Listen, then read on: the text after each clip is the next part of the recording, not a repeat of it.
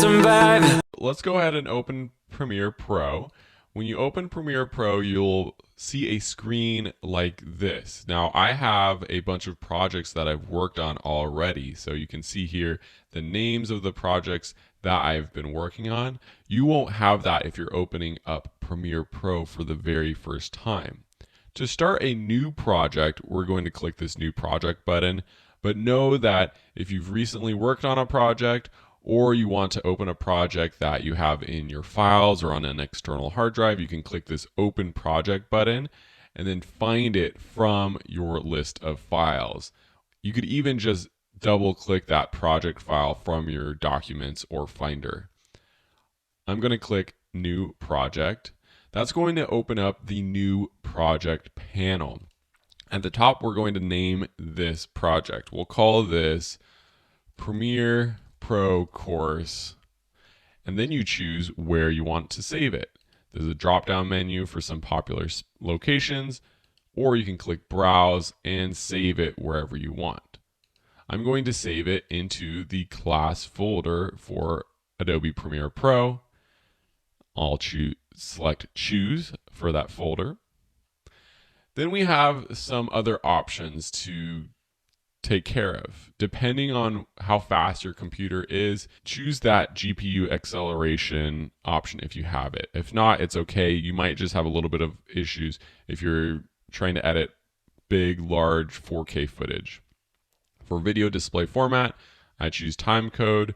You might want to use feet or frames if you're editing an actual film that was shot on film, but for most digital projects, timecode is good. Display format, audio samples is good. Capture format, we're not going to be capturing anything via Adobe Premiere Pro. This is if you had a camera or a deck plugged into your computer and you wanted to capture footage from a tape.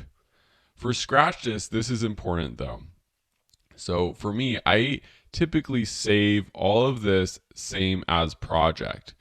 What this means is the video, the renders, the previews, these are files that Adobe Premiere Pro creates when you start a project, when you add effects, when you make changes, when you auto save your project.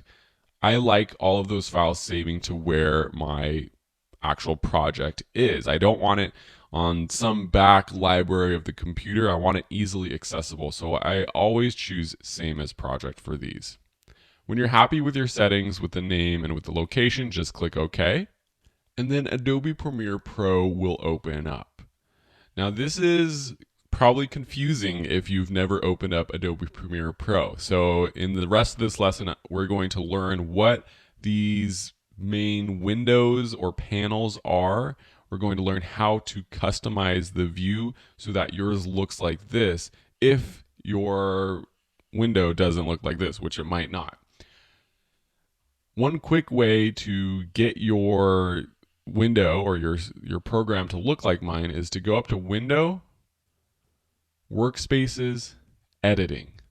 That's the workspace we're going to start out with. Then we're going to learn how to customize it. To understand what all these panels are, I'm going to open up the project we'll be working on for this course, which is this Anthony Carbajal short documentary. I'm actually going to start in the bottom left with our project panel. So all of these windows have panels. Some of them have tabs with other panels behind them. So see here, project in the front. Behind that is the effects. And if we click on the effects panel pops up. The project panel is basically your documents. It's your organization panel. It's where you import files. It's where you create new files like titles or graphics. And it's where you keep everything organized. Behind it, we saw this is the effects tab, and this is where we have all of our video effects, audio effects, and transitions. Right to the right of the project and the effects panel is this toolbar. This includes all the tools that you have available for editing your footage on the timeline, which is over here to the right. This is the timeline. This might seem very confusing to you, and I wouldn't be surprised. So don't get too worried. You will learn how to do all of this. Just know that on the top of the timeline, starting from V1, V2, V3, V4. You might not have these many layers when you open up Premiere Pro. These are all video tracks. Below, on the bottom half, A1, A2, these are audio tracks. You can adjust the size of the track and really any panel by hovering over the line on the edge of the panel or the track and clicking and dragging. You can see me doing that right here with this panel. So all of these things I can make smaller so you can see all the 3 audio tracks, and there's actually 9 video tracks that we're using. That's a lot. And it goes from 0 seconds to 1 minute. And you can see the seconds and the milliseconds right here. Over on the right are our audio monitor. So if I play through this, I'm just going to turn the audio off, but if I play through it, you can see the audio levels bouncing up. So this is a good audio monitor to use. This also brings us to the program monitor up here. As I play through this, this is the final product, or at least the product we're working on down here. So everything we add to, and you can see Anthony being funny right here for the ALS Ice Bucket Challenge, threw on a bikini. He's a really out there, extroverted guy. I thought it would be funny, and we're gonna learn more about his story and what this project is all about throughout these lessons. So I don't want to give everything away yet, but just know he's a very extroverted, funny guy. So this, you can see we've added all kinds of things. We've added graphics, we've added transitions, we've added motion to photos, we've added, you can't tell, but we've added color correction, adjustment layers, titles, so many things to this track. And that's what all these different blocks are. Video tracks, graphics, titles, color correction layers. Don't worry, we'll learn all of it. And up here in the program monitor, that's where you see what's happening on your timeline. There's these buttons down here that allow you to control playing the video track. Pressing spacebar allows you to play or stop, or you can press these buttons too. And realize that I'm just skimming over a lot of these buttons. There's so many buttons that I'm not explaining right now. And I had taught a Premiere Pro course before where I tried to explain every button as I went through everything. That doesn't work that well. There is just too much going on. And so with this class, we're going to learn as we actually create and as we go. This is the program monitor up here.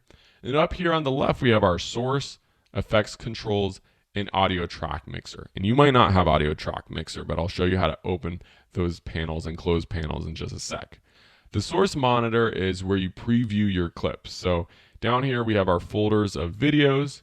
If I open up our interview folder, I double click our first clip, and then it opens up into our source monitor.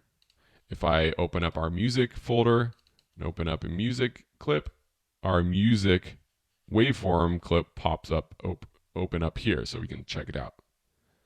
Effects controls, this is where we actually change how effects look or the settings of an effect. So for example, I'm going to click this adjustment layer, or really any of these layers.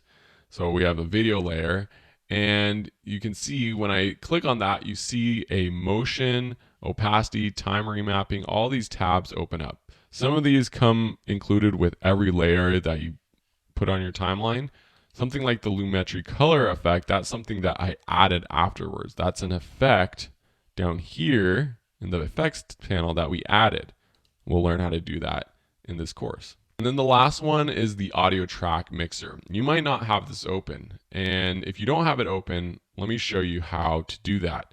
But first, let me close it. And you can close any of these panels by right-clicking and choosing Close Panel. So if you don't have the audio track mixer open, go up to Window and click the audio track mixer right here.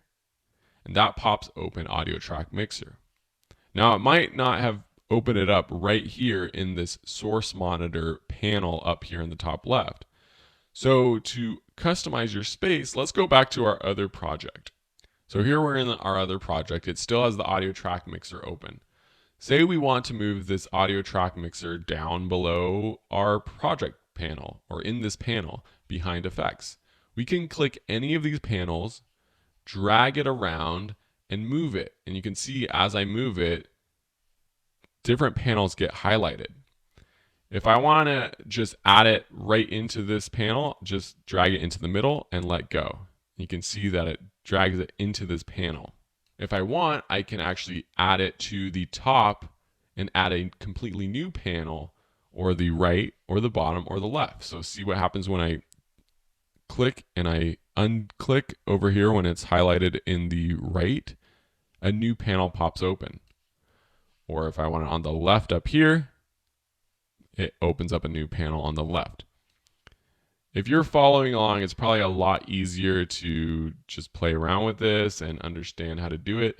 You can resize, as I mentioned before. You can drag the tabs to the left or right to adjust the order of the tabs. Say I want audio track mixer before the effects controls, I can just drag it into the middle of those two panels. The goal with this lesson and moving into the next lesson is to set up your project to look like my setup right now. So you want your project panel with effects, you want your timeline down in the bottom right, the program up in the top right, and then the source audio track mixer, not the audio clip mixer, the audio track mixer, and the effects controls up in the top left. To save this workspace so that if it ever gets messed up, or if you ever add new panels or open new panels but want to revert to this setup, go to Window, Workspaces, Save as New Workspace. Click that, and then name your workspace and click OK. I already have one that's set up like this. It's called Phil's Single Monitor. It's basically the same setup. Effects controls is in the middle rather than over to the right. But now, whenever I want to go back to that Phil's Single Monitor setup, I can just click that Phil's Single Monitor. And you can see that I have Sam, Will. These are friends who have used my computer, or I've opened projects on their computers, and it saves those workspaces as well.